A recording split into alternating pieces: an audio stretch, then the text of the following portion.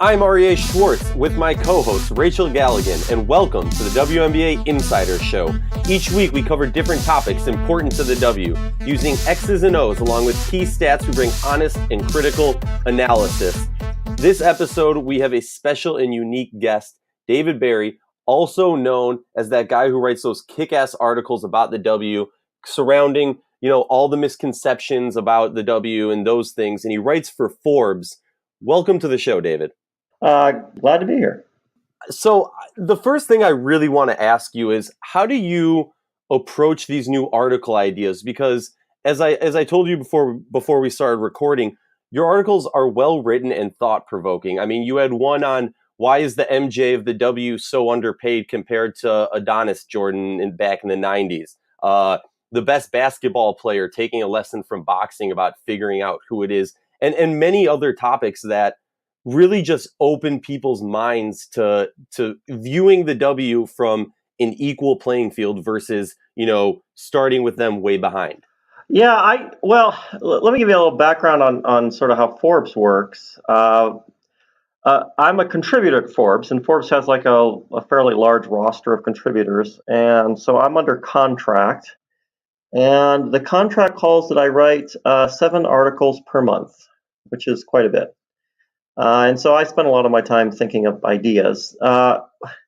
So my full-time job, the job that that actually pays me, is I'm a professor of economics at Southern Utah University, and so I do a fair amount of research, and I've done that throughout my career, and I write probably 3 academic articles a year. So I'm always thinking of things to research, things to think about, and so it's sort of my background as a researcher sort of has led me to sort of think about what I'm writing about for Forbes. And so mostly it's just you sort of think about stuff and you read things and then you start trying to put things together. And the interesting thing about Forbes is I try to write in such a way that somebody who didn't know anything about economics could follow what I was saying. And so if you're able to follow what I'm doing, then that's pretty good. That's what I'm going for. Well, and I've got a question kind of leading up after that. But way back when, before this 2018 season started, you wrote a series of articles about something called the Pareto principle. Now, forgive me, I'm a basketball coach, so principles and things like that are difficult for me to comprehend at times. But I was reading it, and it's really fascinating to me. And it's a principle that applies to really, you can apply it to so many aspects just of life in general, but you applied it to the WNBA and kind of who you thought the contenders would be. I guess first and foremost, can you explain what the Pareto principle is to our listeners? Okay, so the Pareto principle is an idea that was, it's an observation made by an Italian economist named Vilfredo Pareto from the early part of the 20th century. So this goes back about 100 years or so. And what he observed in looking at the distribution of wealth in Italy at the time is that 20% of the population held 80% of the wealth. And so this 80-20 rule sort of became, people started noticing it in other areas. In my view, it's sort of a hack idea. I'm not really sure it truly applies to a lot of things. It does turn out that when it comes to basketball, and if you look at the NBA and the WNBA, it does roughly fit. About 80% of wins in basketball are produced by 20% of the players. And the way that works out is, I think NBA fans and WNBA fans know this. The top 3 players on your team are the players who produce most of your wins, and they determine the success of your team. So if you know who the top 3 players are, and you know how good they are, that kind of gives you an idea how good you're going to be. If your top 3 players are amazing, then you're probably going to be a pretty amazing team. And if your top 3 players are not amazing, then you're not going to be a very good team. And so people think in basketball, and I don't think coaches are comfortable with this. I think coaches would like to think the whole team produces the wins. But that's not how basketball works. It's really just the top 3 players that do most of it. And most everyone else, they're helping a little, just not very much. And if one of your top 3 go down, you are in a bad, that's not, I mean, the Minnesota Lynx had this problem because Rebecca Brunson is one of their top 3. and she went down. She missed a couple of games, and they were awful. You can't. What Brunson does is rebound, and she rebounds really well. And you just can't go to other players and say, you know how Brunson gets like all the rebounds? Could you do that today? Maybe. It's not going to happen. If they could do that, they would do that. They don't know how to do it. And so when you look at a team, the Golden State Warriors are a good example. Steph Curry, Durant, and Draymond Green. That's the team, and they have other players. They're there. They just don't matter very much. Those three guys are what. Minnesota's like that. Maya Moore, Rebecca Brunson. So that's the team. That's the team. Sylvia Fowles. That's the team. If any of those three are gone or they're not performing well, and the reason why the Minnesota Lynx struggled earlier in the season, why they started off 3-6, you can look at the numbers.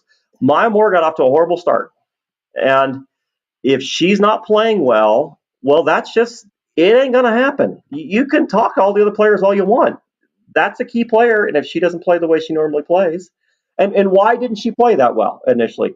Well, maybe it's because she had to go play in another league, and she just got back from that league when the WNBA season started. And that's one of the big issues in the WNBA is that they don't pay well enough, and so their players play in another league, and that impacts their performance. If any NBA player had to go play someplace else and they showed up, a week before the season started, that wouldn't work out so well. Well, there's no doubt about that. And I taking it back to the Pareto principle. I mean, this is me being a basketball coach and the majority of my career being in that. It's fascinating to just hear you speak on it, and it holds a validity of truth in so many aspects. I don't know if it would be that harsh from my standpoint. As you said, most coaches would have a difficult time with this, but I do think it's very interesting. For example, when you came out with this article before the season started, you talked about the Phoenix Mercury, okay? And you basically said, okay, in 2017, Brittany Griner, Leilani Mitchell, and Danielle Robinson produced 60% of their wins. Okay, and so in order for them to be a contender, they were going to need DeWanna Bonner to come in and do what she had at least done in 2016. And they talked about Diana Taurasi and her production and just kind of that prediction. If Taurasi and Bonner could come in and do what she was doing, they would be contenders. And it's fascinating because they're doing exactly that based on kind of, what your predictions were. And so I thought that was kind of neat that you called Bonner out specifically as that kind of that X factor. We talk about extensively over here at WNBAinsidr as her being that X factor that brings in, just that extra whatever that the Mercury need. And they're doing that. I think I would speak for everybody who covers the game that the Mercury are probably one of the top contenders right now and have been playing at a high level. But no, I just thought that was interesting. The Pareto principle, everybody. We're all learning something new today. And isn't it interesting that Bonner came back from pregnancy and she was just basically the same player she was before? It's interesting that women could get. And you could almost argue she's playing better. It's incredible. Yeah, isn't it odd that women can have babies and it doesn't affect their athletic performance, but men stub their toes and they're out for 2 weeks? Preach, man! I hear you. So I think this is something that, one of the classes I teach a class on gender economics. So we spend a fair amount of time talking about women in the economy and how women are treated and how women are perceived.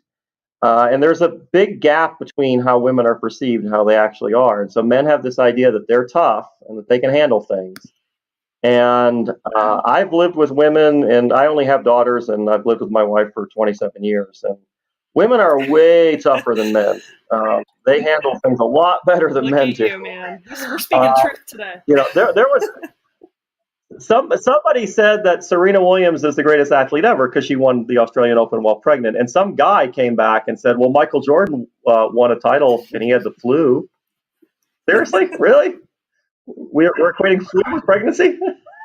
This is going to be the most ridiculous claim ever, but give Michael Jordan a baby Bjorn and a baby and a flu and a billion other things, and then we'll talk.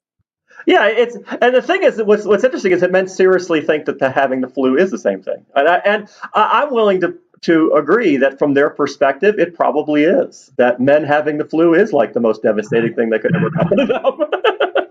Because you're all that soft, you really are. It is the case that yes, yeah. My wife often points out that if I get sick, I'm on the couch and can't move. It's yes, I am totally devastated. Well, something I wanted to ask you. You had a really interesting article. It was kind of centered around Liz Cambage, but about the pay gap, and it's a really interesting topic right now. We've kind of shied away from it, but I think you would be the right person to discuss this. You were talking about in your article about the wins that they produce and how that would equate to what they should get paid, and in the idea of if the W gave the 50% revenue like the NBA does. Could you speak about that for a little bit? Yeah, this is something that I've been writing about for a while, and I think the players are starting to pay attention to this. So if you look at the WNBA and you look at the revenue that we know about, and we look at and you compare it to the NBA. So the NBA, when it comes to revenue and salaries, we know most everything. That's all published. Forbes has a list every year of how much revenue the NBA earns. We know every player's salary. So we know what the players are getting paid, and we know what revenue is being generated. The WNBA is not nearly as forthcoming, but we do know that there is a broadcasting deal with ESPN that pays them $25 million, and we do know minimum ticket prices. We don't know average; we know minimum. And so we know minimum ticket price, and that's about $17, and we know what attendance is. And so we can say, okay, minimum revenue, we're talking $52 million. And we know what the average salary is, and we know how many players there are. So we know the players are getting about 11, 12 million out of 52 million. So that's about 20%. And that's an exaggeration. It's less than 20. Players are not getting 20%. They're getting less than 20% because there's a whole lot of other revenue sources that we're not taking into account. They have a Twitter deal. They have local broadcasting deals. They have sponsorships on their jerseys. So there's a bunch of other revenue sources that are not in that $52 million figure. But we know that at most they're getting 20%, and the NBA players are getting 50%. And so I went through and I said, okay, let's just figure out what would these players get paid if you paid them according to their productivity, and they were getting 50% like the NBA does. And the top players would end up getting $700,000, $800,000, $900,000, which is roughly what they're getting paid to play in Russia and China. And so the WNBA has the money to make competitive salary offers to their stars. They can do this. But what the WNBA claims is that, well, no, we can't do that because, and then it's just not really clear what the issues are. They talk about how, well, their expenses are such, but they don't tell us what the expenses are that they're talking about. So there's no specifics that they give us. It ends up just being that they assert certain things. So there was an article in the New York Times 2 years ago that said that 6 teams in the WNBA are not making a profit. And people are taking this as if God said that. But that's not what the article really said. It said 6 teams are losing money. It provided zero evidence backing that up. It says it in a sentence. 6 teams are losing money. And that's based on what? They said so? You have numbers? Where'd you get that from? It doesn't say. And so what happened, I suspect, is the person who wrote the article talked to somebody in the WNBA, and the WNBA said 6 teams are losing money, and he wrote it down and said, well, that must be true. That's not necessarily true. Just because the NBA claimed 2 years ago that half the teams are losing money. The NBA, with $7 billion in revenue, claims half their teams can't make money. They have $7 billion in revenue. How can they not make money? One thing you should, and as an economist who studied people in sports for 25 years, you should understand that people in sports, they're not always telling you the truth when it comes to who's making money or who's not. The WNBA is approaching a labor negotiation with their players. They do not want to say right now that they're making a profit and that they could pay the players a lot more money. They prefer not to say that right now. And so they're not making any money.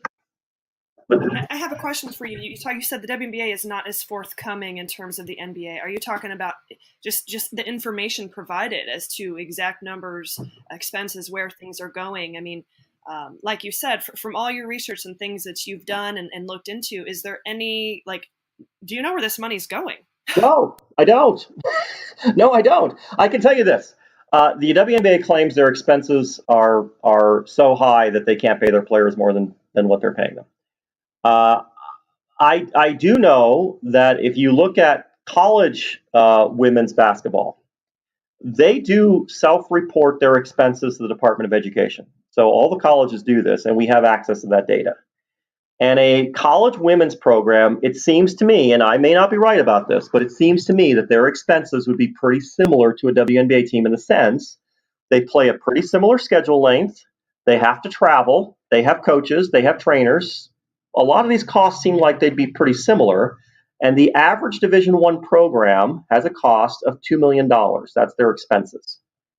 So if the WNBA expenses are $2 million and they pay their players each on average $1 million, that's what the average payroll for a team is.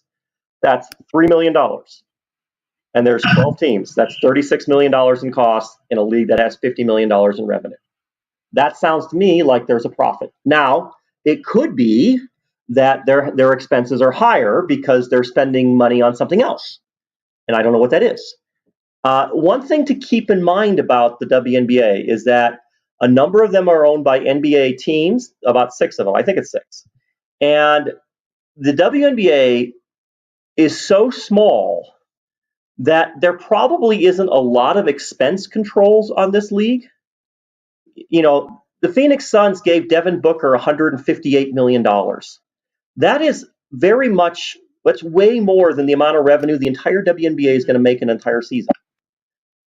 So it's very possible that their expenses are such that nobody's checking the expenses that much that they don't really care if a team loses $2 or $3 million because these are organizations that are worth billions. They don't give a damn whether you have a small little party organization loses $2 million. If you're worth billions, what do you care? And so it may not be the case that they're completely controlling all of their expenses, as well as a smaller business that this was the only thing they did would have to do.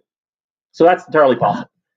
We don't know. We don't know. I would argue, though, that it is at least plausible that the WNBA could be making a small profit, and that they're not nearly in as bad a shape as that New York Times article suggested they were in. And I would also point out that for a league that's 20 years old, they're doing pretty good. I mean, leagues that are 20 years old, they look like this. This is what leagues look like when they're young. I would expect that the WNBA, well, in fact, I'm pretty confident in this. In 20 years, 30 years, 40 years, attendance is going to be a lot higher. They're going to have a lot more attention paid to them. There's going to be a lot more revenues. The league is growing. That is going to happen as we go forward. They will get more and more attention. People will become more and more familiar with them. What holds the league back when it starts is the fact that nobody knows what they're looking at. You saw the players in college. You might have seen them in the Olympics. But once you put them on a professional team and you don't know what those teams are, it's really hard for somebody who's a casual fan to tune in and pay attention to the game because they don't know what they're looking at. If you're watching the Sparks play the Lynx, right, is that a good game? Is it a bad game? Are these rivals? If you're a WNBA fan, you know that, right? But if you're not, how do you know? You know, it's not the same as the NBA. If you watch the Lakers and Celtics, even if you're just a casual fan, you have some sense of the history there. I would point out that 1960, when the Lakers played the Celtics, it was the same thing. Nobody knew what a Laker or Celtic was, and they would have the same kind of attendance that you see in the WNBA today. Well, that's a really interesting topic. First, I want to point out something that you brought up earlier, which is often when it comes to leagues, like the NFL, the NHL, MLB, NBA, people understand that there is that divide between the league office and the Players Association. And I think too often in the W, it's promoted as this family, and people forget kind of what you were pointing out, that it's in the W's best interest to withhold some information so that they can get the best from their point of view out of the players. Something, talking to a WNBA player early last year, I don't know if this holds true today, but she said, I just want to play in a league that doesn't have coaches getting paid more than the best player on the team, which I thought was really interesting. But moving forward, something I want to ask you, and you touched on it just now, people often dismiss the whole look at the NBA at age 22 versus the WNBA at age 22 and how the W's kind of ahead of that curve. What do you have to say to people who say that? I don't know what there is to dismiss. I mean, there's a progression that leagues follow. You can look at NBA, Major League Baseball, NFL, NHL. You see a clear progression. I've written articles on looking at attendance. The attendance pattern is pretty consistently clear. it rises over time. Leagues start off very small. They start off with very little coverage, very little attendance. People seem to forget that when Wilt Chamberlain scored 100 points, that game was played in Hershey, Pennsylvania before 4,000 people. There was no radio, there was no television. And the Sporting News, which was the nation's sports paper basically at the time, devoted exactly one paragraph to that story. That's the amount of attention it got. They said Wilt Chamberlain scored 100 points in an NBA game. That's it. That's the story. Thank you. Nobody cared. Okay, nobody cared about this at all. You know, the early history of the NBA is a history of a league that is totally a mom and pop operation. When Red Auerbach ran the Celtics in the 50s, he was the coach, the general manager, and the marketing director. He was the entire front office. And when he drafted Bill Russell, the story of him getting Bill Russell is hilarious. They literally acquired Bill Russell for the Ice Capades. That was the trade. The trade was that somebody told Red Auerbach to draft Bill Russell. He had never seen him. There's no television. He's never seen the guy play in his life. He played in San Francisco. And so he had the 6th pick in the draft. He traded up to the 2nd pick in the draft. And then they contacted the team with the 1st pick. And the owner of the Celtics said, I own the Ice Capades. I will send the Ice Capades to your town for 2 weeks if you simply agree not to draft Bill Russell and you draft anybody else. And the guy said, fantastic. I'd love to have the Ice Capades in my arena. So you got him. He's your guy. That's amazing. That's the NBA when it began. Okay, that's what it looked like. It was that kind of a league. And people look at the NBA today and they see this massive $7 billion business. And they're like, look at what these men created. Well, it started off like that. And then taxpayers gave the NBA $3 billion in subsidies to build their arenas. The media now gives it 365 days of media attention, and that's all free advertising. The men of the NBA didn't build this by themselves. They got a lot of help. Anytime now, that'd be great. And right now they're looking at the women of the WNBA and saying, I don't know why you can't do this on your own. Well, you didn't do it on your own. Give the WNBA $3 billion and we'll talk. Yes. Think about the amount of money it would take for the WNBA to pay its players 50% of revenue. If the revenue is $50 million and you're paying them $11 million, you only got to pay them $15 million more. You pay Trevor Ariza $15 million. You're right. You know, I mean, it's not out of the ballpark. It's completely reasonable. And think about this. You all know that the XFL is being rebooted, a minor league football league, as if we don't have enough football. So they're going to create another football league of players that you've never heard of on teams you've never heard of. And they are going to invest, it was announced, $500 million to make this happen. $500 million. We could build a pretty phenomenal WNBA for $500 million. For $500 million, we could not only have a phenomenal WNBA, we could have a phenomenal National Pro Fast Pitch League, a phenomenal National Women Hockey League, a phenomenal National Women's Soccer League. We could have a lot of phenomenal women's sports leagues for $500 million. Instead, we're going to get another minor league football league that nobody's going to watch and is going to fold in 10 years. You might as well burn it. It's pointless. Something that has always really irked me and for lack of a better term, just pissed me off is if you talk to a basketball fan who doesn't know anything about the WNBA, they're going to know Diana Taurasi, they're going to know Maya Moore, Candace Parker. But the fact that the 12th man, or I guess I don't know how many people are on an NBA roster, the 15th guy on the roster, the guy who gets less than 40 minutes in a season is getting paid handedly more than these legends has just always driven me crazy. Yeah, and you know, I will say, even if the WNBA paid 50% of its revenue, it would still be the case that really bad NBA players get paid a lot more than legends of the NBA. And that would still be true. But it is the case that paying them $115,000, that's a little ridiculous. And the WNBA, you know, does this because the players in the league made a deal, an 8-year agreement, where they didn't really link the player salaries to revenue growth. And that was really the issue. They didn't make there are clauses in the deal that if attendance reaches some ridiculous level, the players will get more money, but it's unlikely that is going to be reached. I think for the deal to be kicked in, attendance has to get to like 10,000 a game on average, which 10,000 a game on average for a 20-year league in basketball, that would be ridiculous. Right. And so they didn't link salaries to revenue. And so the players' deal just keeps getting worse year after year after year. And they were able to do this because they scared the players. I once had a conversation with people in the union, and they said that when they were negotiating a deal, they were told the LA Sparks almost folded. They're like, the LA Sparks didn't almost fold. That's not really true. Think about it. If the Sparks are linked to the Lakers, the entire Sparks organization even if it was doing well, it would not be generating that much money. It's not generating that many losses either. They're not going to fold the LA Sparks. Again, you're paying your end of the bench players probably more than the entire Sparks team is worth. So you're not going to fold the team. That's ridiculous. But people do things like this. I often tell my students this. People have this idea that you can tell when people are lying to you. That is ridiculous. You actually can't. People who are good at lying you can't tell when they're lying because they're good at it. So the trick in lying is to look at the camera very sincerely. That's the trick.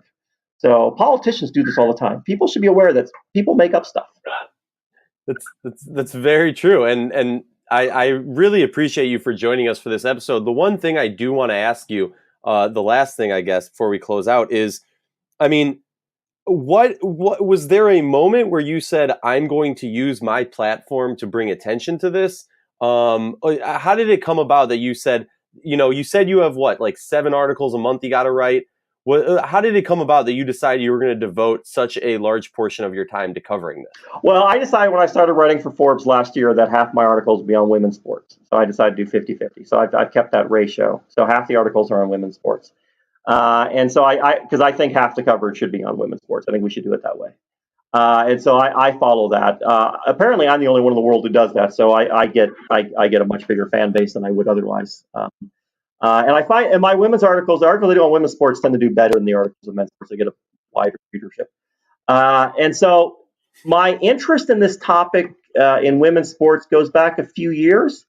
It mostly comes from, it is the case, if I had to think about where it all starts, it would be when I started going on Twitter and started listening to what women were saying and started thinking about what they were talking about. That's kind of when it all started. Because I started writing about women in sports when I was writing for Vice Sports and writing for Time and writing, I think I wrote something for The Atlantic once maybe. So when I wrote from other places, I was starting to talk about women in sports. But it mostly came from social media and thinking about what women were saying and paying attention to what they're saying. I think one of the problems that men have is that they don't listen very well. And they have trouble shutting up. Women notice this a lot, that when women say things online, men feel obliged to comment. Men, you don't have to comment. You can just read it and then move on. You can hit like and then go on. You don't have to say anything. There's no rules. Nobody's inviting you to comment. Many times you don't have anything to add. So shut up. David, thank you so much for all the information today. And coming on the show and just breaking down so many important areas of our game and, getting us to really just enlighten us in a lot of different areas from the way in which you are capable of looking at it. It's been tremendous just listening to you. And I think I speak for a lot of our listeners. They're going to be excited to just kind of hear all the knowledge you were dropping today. And we just appreciate you being here. Thank you so much. Well, thanks for having me on. Yeah, really can't thank you enough. Guys, this has been the WNBA Insider Show. I'm Arias Schwartz with my co-host Rachel Galligan and our honored guest, David Berri. We use X's and O's and cover important topics in the W.